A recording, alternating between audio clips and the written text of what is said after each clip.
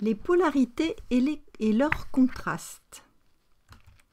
Comment équilibrer les polarités du tarot? C'est ce que nous allons voir aujourd'hui.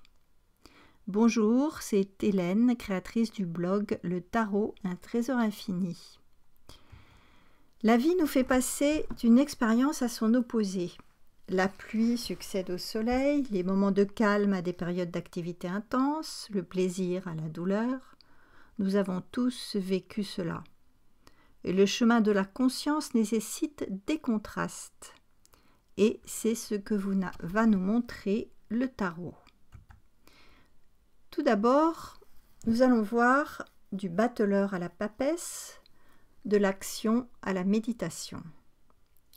Le battleur est actif, la papesse est méditative. Le battleur, un homme agile et joueur, expérimente.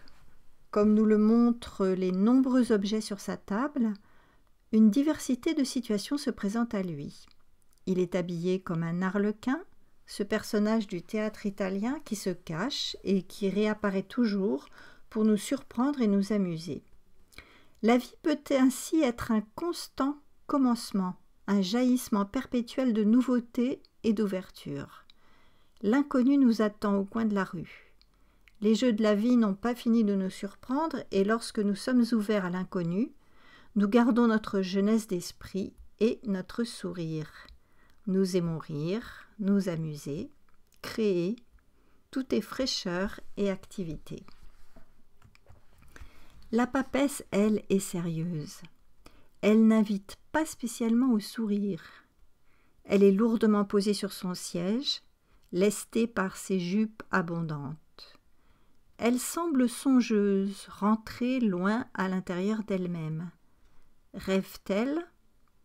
Toute cette activité, ces rires et ces jeux ont-ils un sens? Elle a besoin de comprendre quelque chose à tout ça. C'est pourquoi elle s'arrête et se pose, cherchant à l'intérieur d'elle-même des bribes de connaissances qui lui permettraient de continuer à vivre. Elle a pu se blesser dans l'effervescence de l'activité propre au battleur et maintenant, elle doit s'arrêter et méditer. Voyons maintenant du silence à la parole. La papesse est silencieuse, l'impératrice parle. La papesse s'est tenue un moment à l'écart de la vie.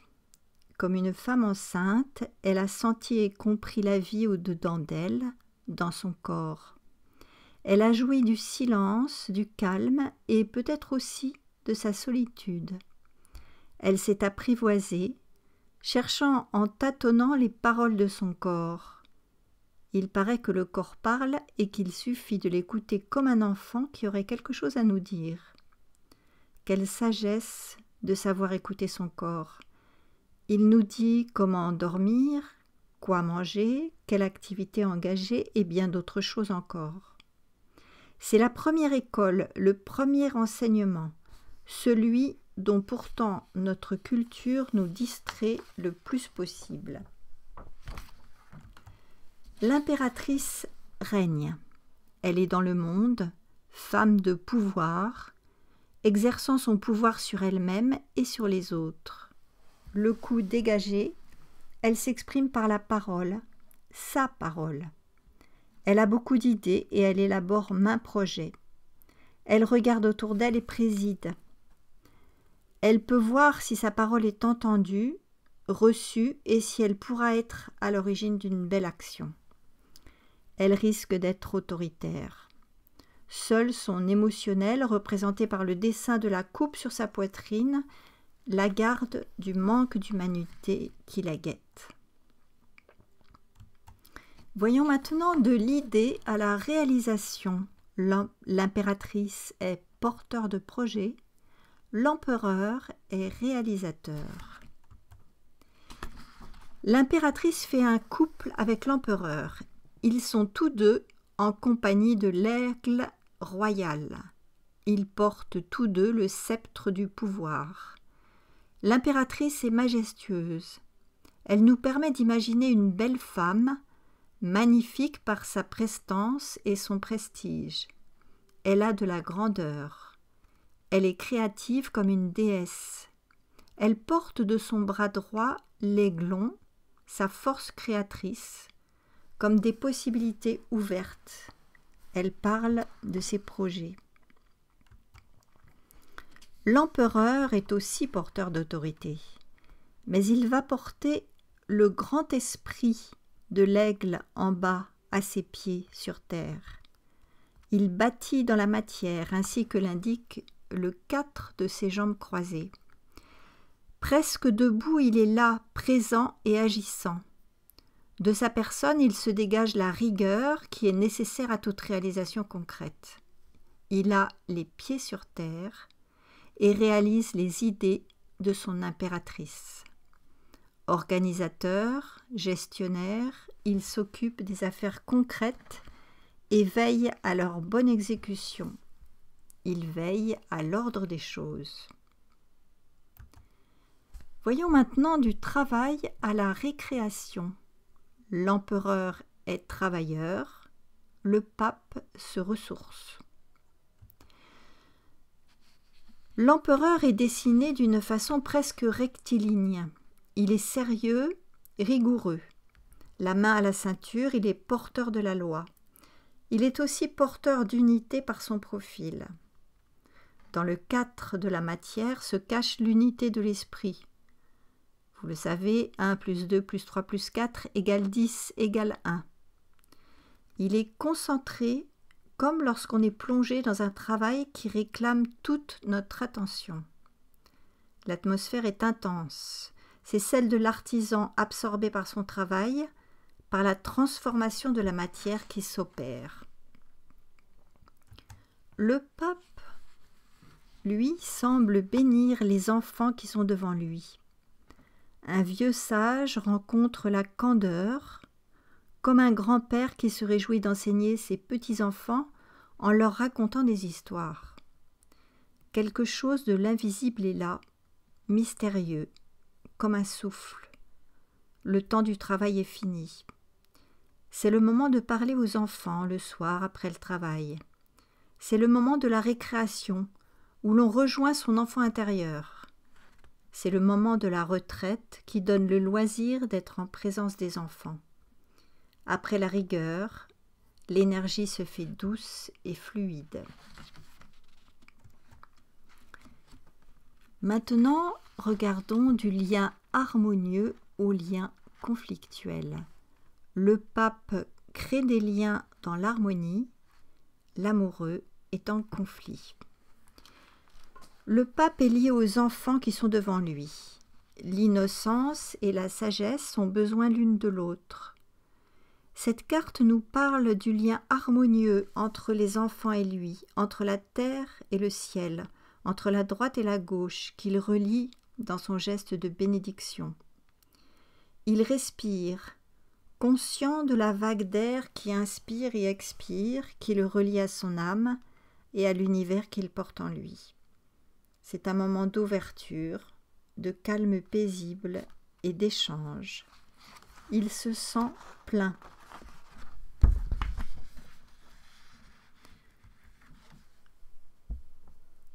Voilà maintenant l'amoureux en conflit. Il est tiraillé entre deux femmes. Il ne sait que choisir. Il est en conflit, instinctivement attiré par le désir de sa belle, mais cependant encore sans doute attaché à sa mère.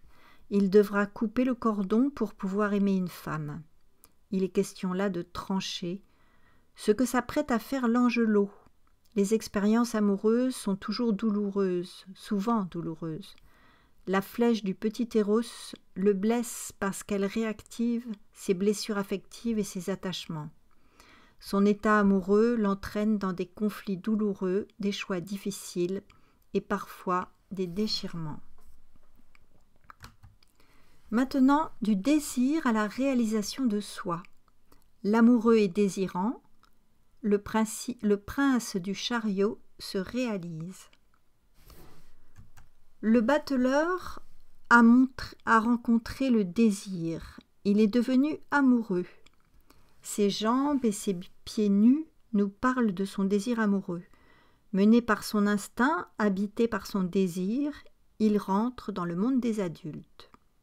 Il est plein de fougue et de désir de vivre, plein d'enthousiasme et de sentiments amoureux, prêt à refaire le monde.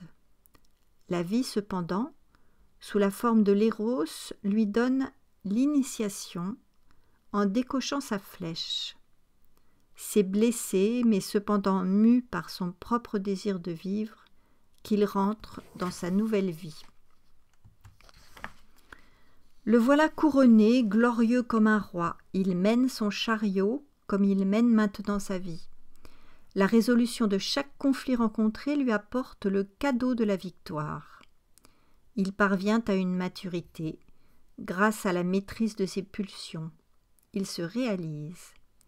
S'il est en mouvement, c'est grâce à sa faculté d'être immobile au centre de lui-même. Libéré de conflits paralysants, de contradictions inhibantes, il avance, il galope vers la réalisation de sa carrière, de ses ambitions, de ses créations. En conclusion, ainsi la vie nous fait sans cesse balancer d'un pôle à un autre.